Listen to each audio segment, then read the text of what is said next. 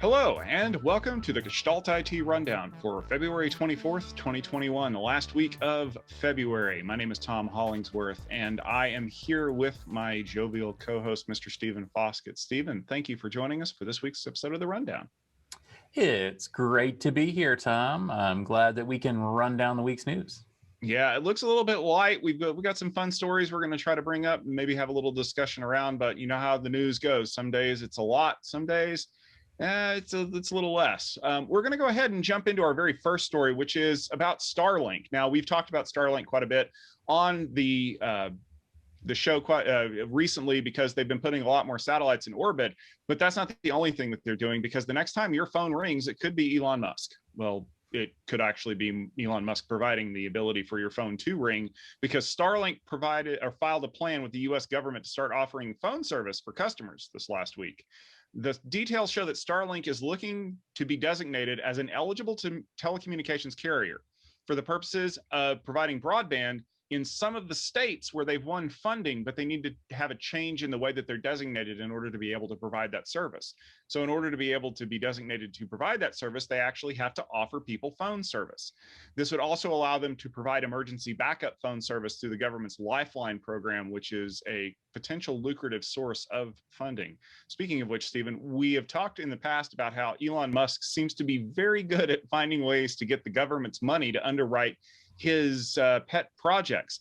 Is that where we're kind of going with this? Or do you really think people are going to want to try to use a VoIP service over a satellite system? Well, I think it's the former. I think he's looking for some more of that sweet government funding. And frankly, I don't blame him. I mean, if you had a business that was eligible to get some money from some government source, why wouldn't you? At the same time, honestly, it's a practical potential use case as well for the service. I think it's important to remember that Starlink is not like other satellite internet systems in that it has much lower latency, because the satellites are literally closer to the Earth and there's more of them, and they communicate between each other with frickin' lasers at faster than fiber optic speeds. So frankly, the potential here is that this system could work. On the other hand, looks to me like essentially, the Starlink went out, got some, government broadband funding, and now they're looking for some government telephone funding. What else are they going to look for? I don't know. I'm sure there's more government money out there that they can use.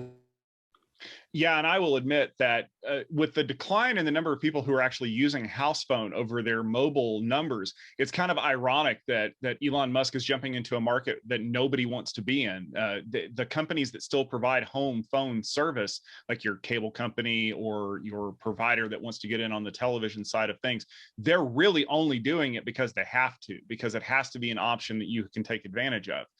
This might be good for some people. The majority of people who are using Starlink or looking to use it anywhere, the ones who live way out in the boonies and probably couldn't get service any other way. I just don't know that this is going to be the game-changing payment service, electric car, commercial rocket, satellite internet thing that Elon hopes that it's going to be. But if it means that the US government's going to cut him a big check, I mean, more power to you, Mr. Musk. Indeed, more sweet Dogecoin that he can buy.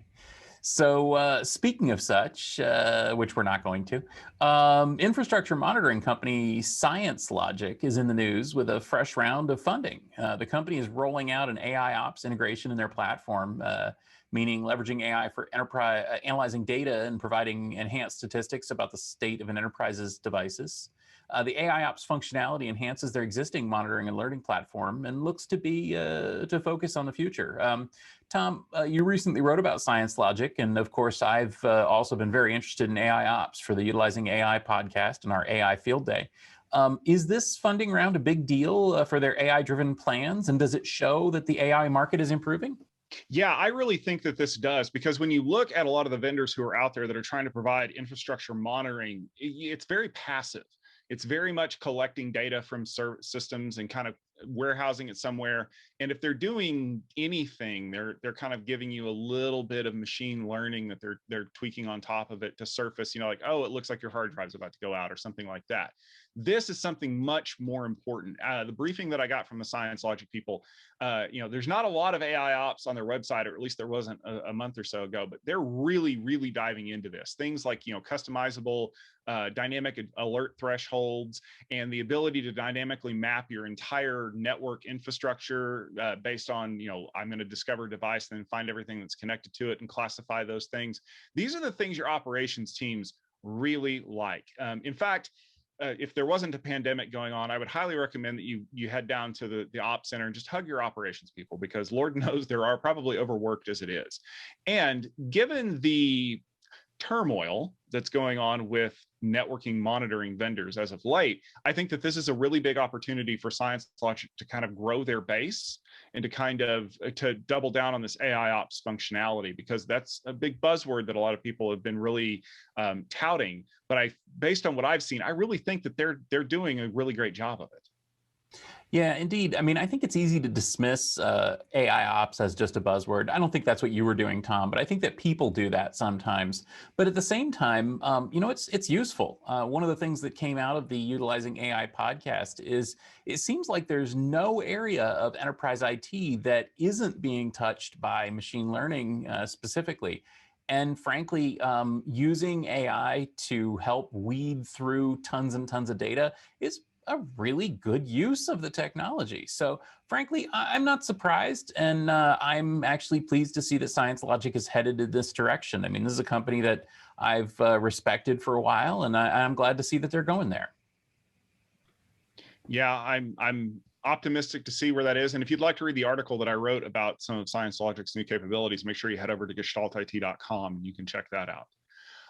Stephen, Pure Storage has announced some updates to their signature storage platforms, FlashArray and FlashBlade.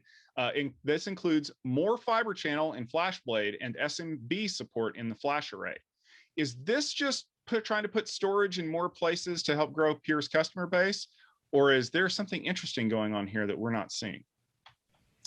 Yeah, I think that the interesting thing is that this is Pure being Pure. This is a company that from the very beginning has aimed at the fattest part of the enterprise storage market, and they're continuing to do that. So on the FlashArray side, using more fiber channel seems kind of backwards. Like, aren't we over fiber channel? But the truth is we're not. And, they're doing NVMe over fiber channel. Turns out NVMe over fiber channel makes a lot of sense, maybe even more sense than RDMA over converged Ethernet, or RoCE, which is what they had been previously using.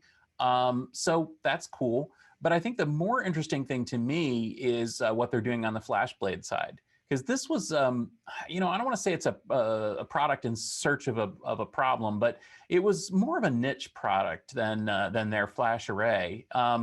When they first came out with it, effectively, it was a massively scalable NFS server. And okay, what's the application for that? It's not a competitor for the workgroup file server market.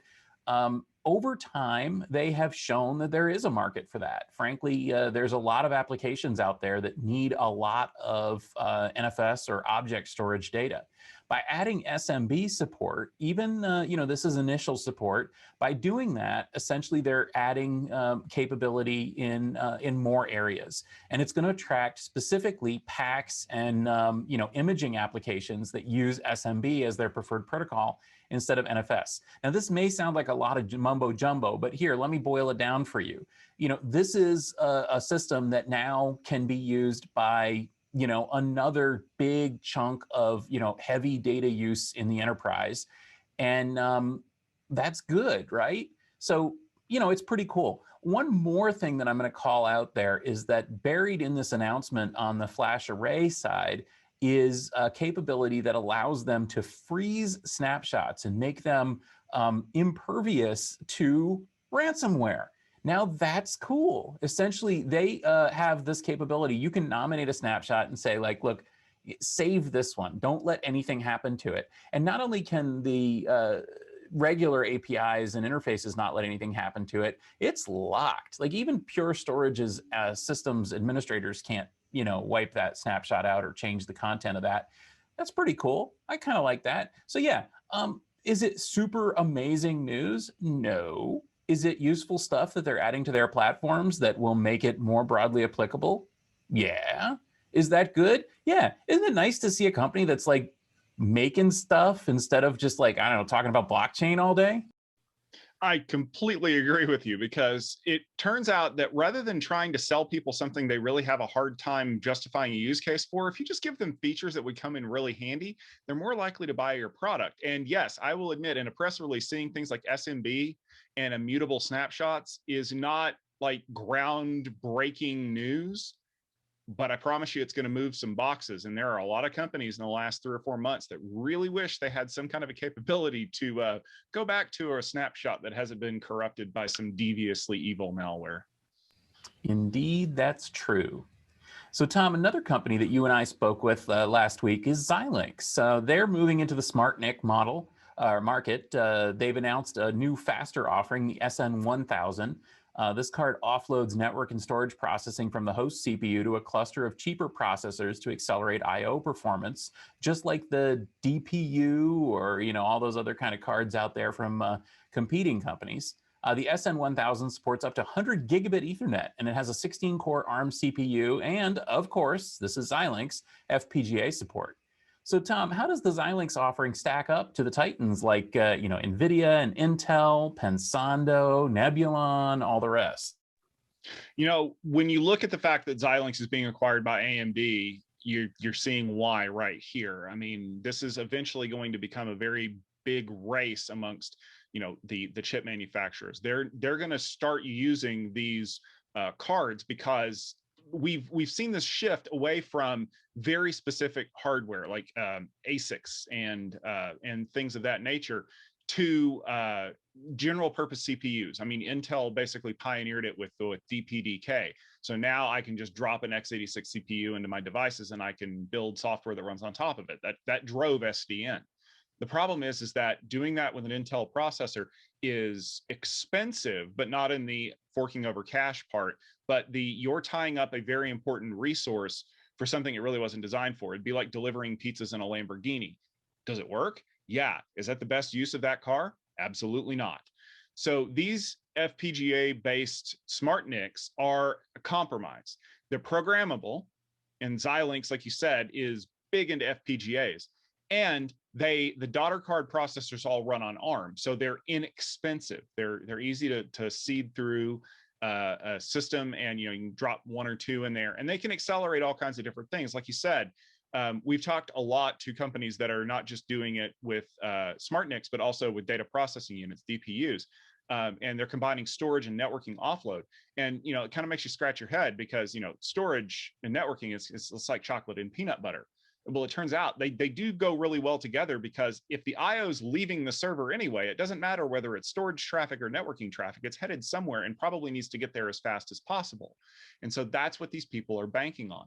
They're hoping that you're going to stop buying gigantic server class CPUs for these devices and instead buy lots of SmartNICs with a healthy markup and use those to accelerate specific workloads, and then save the general purpose CPU to do heavy lifting on things that are more difficult to classify. Yeah, it really is interesting to see where companies are going with these things. So this Xylinx product, absolutely, I mean, it competes with the Intel FPGA offload SmartNIC. We've got, like we talked about Pensando. We've got, Intel. I mean, they've got one with a Xeon on it. We talked with NVIDIA. They're doing some really cool stuff in the DPU space with Mellanox technology. So, this whole world of, offload engines, offload processors, it's really interesting. And before our listeners say, we've been hearing about NICs with offloads on them for a long time. This is different. These are general purpose CPUs with a lot of RAM and a lot of capability, and they can do a lot of things. I mean, we're talking about running containers or running virtual machines on these things. We're talking about FPGAs that you can configure to do almost any task that you need them to do. This is some pretty cool stuff here. So I think maybe it's time to wake up and take a look at the smart NIC market. Yeah, this is not your traditional smart NIC that has like transmission optimized Ethernet and goes a little bit faster so you can have a killer ping time in your online games. These are enterprise class devices that are designed to do enterprise class things. So you definitely want to make sure that you check that out. And I have an episode of Conversations that talks all about data processing units. If you want to head over to the website, youtube.com/GestaltIT video, you can find it in our Conversation series. Stephen, there were a couple stories that popped up this week that we wanted to take a little bit of a closer look at. And ironically enough, the first one is about blockchain, but not in the way that you're thinking. Malware is getting more and more creative, and that shows through because researchers have been keeping their eyes on a specific botnet for the last couple of years, and they found that it has stayed up and been a lot more resilient than it really should have been because of blockchain. It's using the blockchain to recover itself when the command and control servers for this botnet are taken offline. Well, how is it doing that? Well, it has a backup plan. Anytime that it loses the communications for the command and control servers, it looks at a specific Bitcoin wallet that has had some transactions made to it.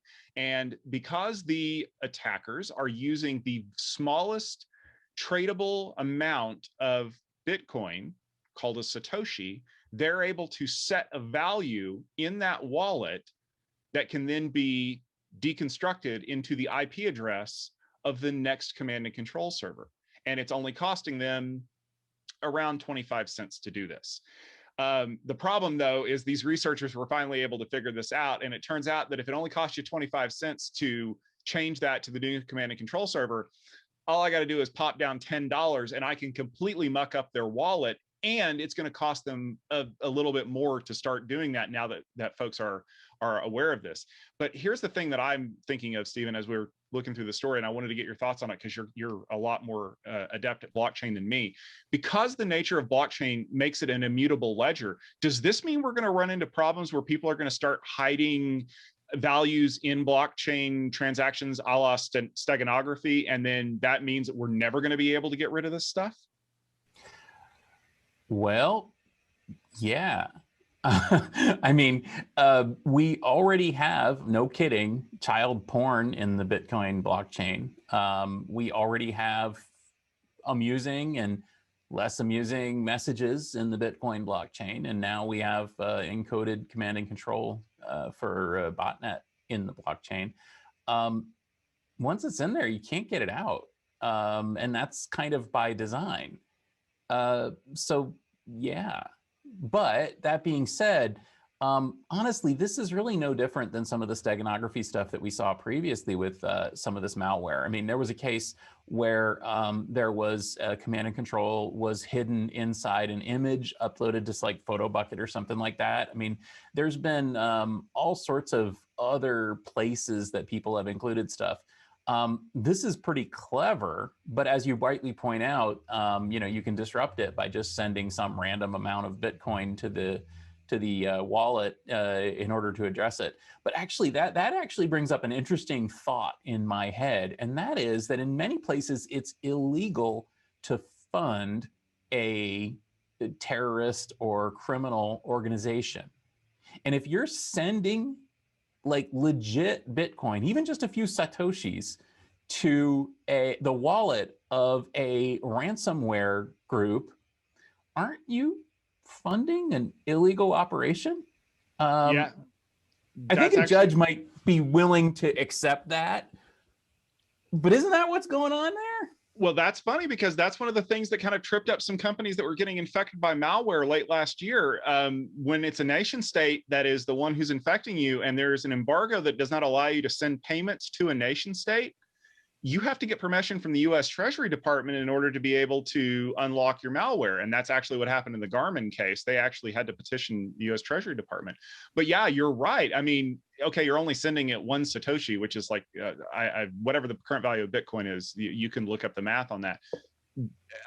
I don't know that you're going to get sent to jail for doing it, but someone might make a point to point out that you're doing something you're not supposed to.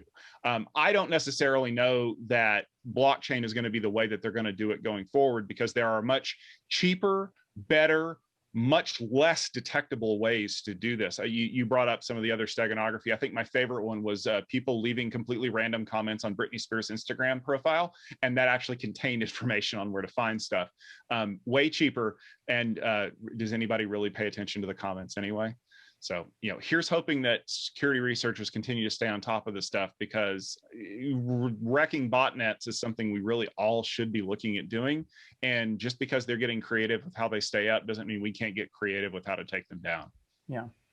Well, it's interesting too to think about this, that blocking this stuff could be as simple as just blocking access to the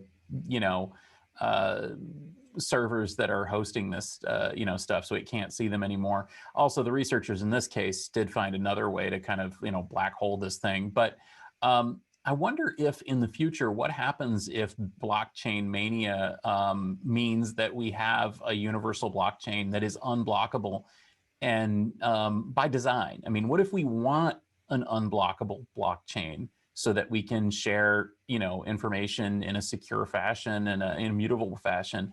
Does that mean that it will be used for ill? I think that's a pretty good chance. I mean, any technology is going to find some evil use of it, and frankly, this is one. So I'm not super surprised that they're doing this. It's clever. It's especially clever the way that they did it, but I guess we'll find out. I wouldn't get too excited, and I think it's fair. It's unfair to make this a Bitcoin story or even a blockchain story. This is a clever malware story, and that's about it. So kind of turning the pages to another topic that we've been talking about a lot. And before you turn off, yeah, this is an interesting one. So SolarWinds, whose name was dragged through the mud thanks to the recent hacking situation. SolarWinds is going to have their day in Washington, along with FireEye and Microsoft and others. The company at the center of a massive hacking story is going to testify between a Senate panel about how nation-state hackers were able to breach their development systems and infect government agencies for data exfiltration. The hearings are expected to take several days, but the main narrative so far appears to be that no one can really know the scope of the attack, because no one is required to disclose the evidence of attack of the company unless some sensitive data was involved. Tom, we're hearing about this mess a lot, continually. Are the Senate hearings going to change things much, or is this going to make companies more accountable?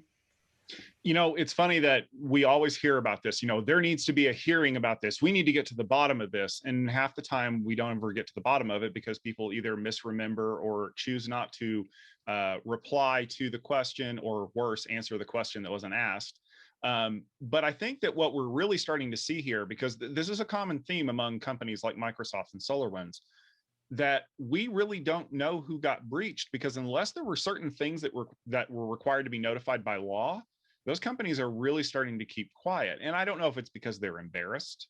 I mean, when you look at the extent of where people were able to get with Microsoft, I mean, they got source code for a lot of things. So that speaks a lot to some internal control issues. There was a story that came out on Tuesday that said that NASA was one of the targets, which I think was more for optics than anything else, because if you're smart enough to launch a rocket, you're smart enough to not need to hack in the way that they did. So I think ultimately what's going to happen is you're going to have a whole bunch of old people who don't know anything about technology asking the wrong questions of the wrong people. Because as much as you love grilling CEOs in Washington, they don't know what's going on. They're not the ones who are on the ground. And we're going to start seeing more and more of a trickle of companies that are coming out and finally being forced to admit, oh yeah, we got hacked. Or, well, we think that might be the case. And even then, we're starting to see a lot of companies that are immediately announcing if there's a problem, this was not SolarWinds. This was not that thing, because it's now the boogeyman of, well, you got hacked. It must have obviously been this.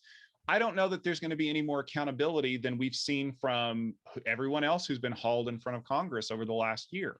I think ultimately what this is about scoring points with people.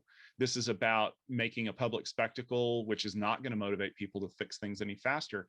And it realistically speaking, kind of lets the people that were behind this attack know that they scored some points, because you don't get hauled in front of Congress for a parking ticket. Yeah, I worry a little bit that these hearings are going to be even less useful than the GameStop Robinhood hearings in terms of what's really going to happen here. As you mentioned, there's not a lot of understanding of the complex issues involved among folks in Congress, and one can hardly blame them. They're not experts on this stuff, but at the same time, we need to get some accountability here. Personally, I think SolarWinds was negligent in letting this attack occur. At least that's how it looks from here. And I'm hoping that the company has learned a valuable lesson and will do a better job. But frankly, they were no more negligent than thousands and thousands and thousands of other companies. And I don't want to play a game of whataboutism here, but truth be told, the amazing spread of ransomware, of in network intrusions, of data exfiltration, of data drops and data dumps, and GDPR failures, and I mean, it just shows that companies are just not doing a good job of this. They're not prioritizing it. They're not funding it. They're not supporting the people that are fighting it to the extent that they need to be. And I think that that's a real scandal. So to my mind, that's the scandal. The scandal is that companies aren't doing enough to secure this stuff. And, I mean, if everybody's leaving their house unlocked, you can feel bad for them when their house gets robbed. But also you have to start saying, look, we've got to do something about this. We've got to be doing a better job of it as an industry. And, we've got to start funding these organizations, the security organizations within the IT department better, so that we can make sure that these things are addressed. It's really amazing. And frankly, that may actually be a result. So yeah, I'm not super excited about what the Senate is going to have to say about the SolarWinds hack. But I am super excited for a bunch of CEOs to see a bunch of CEOs dragged in front of the Senate to have their day of infamy, and maybe say, I don't want that to be me. Maybe what I should do is go talk to the guy down in network security and say, hey, how do we keep this from being us next time? And that would be a good result, wouldn't it? I mean, I'd be happy to see that happen. Yeah, I think that maybe a little bit of I don't want that to be me syndrome is a good way to spur this kind of thing, even if it's just executives that are asking the right questions. How do we know that this didn't happen to us? How could we prevent it from happening in the future? What do we need to do to stop this? Now, here's the important part for all the CEOs that are listening, because I know there are a bunch out there. When the person that you're asking those questions to gives you answers, whether or not you want to hear them, you need to listen. Because if the answer is, we already have a handle on this and we have everything that we need and there's no problems, you're going to be a happy person. But if you hear, we don't know, and we are going to have to spend a lot of money to find out, you're going to get angry, because how could you not know? But the fact that they were willing to tell you that they're not there yet means they want to be, and you need to be ready to make that happen, because you'd much rather hear something you don't like from a person that works for you than hear something you don't like from a person in front of a camera in Washington who you can't control. All right, well, that will just about do it for this episode of the Gestalt IT Rundown. Thank you very much for joining us. You can see us every week on Wednesdays at 12:30 Eastern Time. We are here on our YouTube channel at youtube.com/Gestalt IT video. We also have a post that goes up on our website at gestaltit.com with show notes and links to all the stories that we talked about. You can also find us on Anchor FM if you want to listen to the rundown as you're going out for your weekly or hopefully daily jog. To get some exercise. We're here to tell you all the great news stories that are going on. Stephen, what are some of the cool things that you're working on right now? Well, I'm watching Mars Perseverance for one thing. They're sending back some really cool images and video from Mars. And also I'd note that there are now more Linux computers on Mars than there are Windows computers. That's pretty cool. But I'm also going to be watching Networking Field Day all this week. I think you might have something to say about that. And of course, I'm preparing for Cloud Field Day. A couple weeks from now, we've got our next Cloud Field Day event. We've got a bunch of great companies there, and I've been, doing a lot of planning and talking to a lot of the delegates and the companies and making sure everything's looking good. Of course, I'm also working really hard on my Utilizing AI podcast. So if anyone is interested in practical applications of AI, we talked about that a little bit here. You can find us in your favorite podcast application. The podcast is called just Utilizing AI. And I'd love to have you listen in. We post a new episode every Tuesday morning. Yep, I'm going to be up to my eyeballs in Networking Field Day. As you're watching this through the magic of TV, I'm going to be dealing with a lot of the great networking companies that we have speaking for the rest of this week. If you want to find out more about who they are, head over to techfieldday.com, click on the link for Networking Field Day. You can follow along live. You can see the lineup. Maybe you have some great questions that you want to pose to those companies. There are a lot of great ways to interact with us there. And make sure you pay attention to gestaltit.com, because in the days and weeks after the event, we'll be publishing our analysis and reactions to the stories that we've seen. And maybe we'll clue you into an exciting new technology that you should definitely be paying attention to. But that won't get in the way of the rundown, because we will definitely be back next week with more great stories from the IT enterprise news world, and maybe a little bit of fun things here and there. So for myself, Tom Hollingsworth, for Stephen Foskett and the rest of the folks here at Gestalt IT, we want to thank you very much for watching this episode, and remember to have a super sparkly day. Bye, everybody.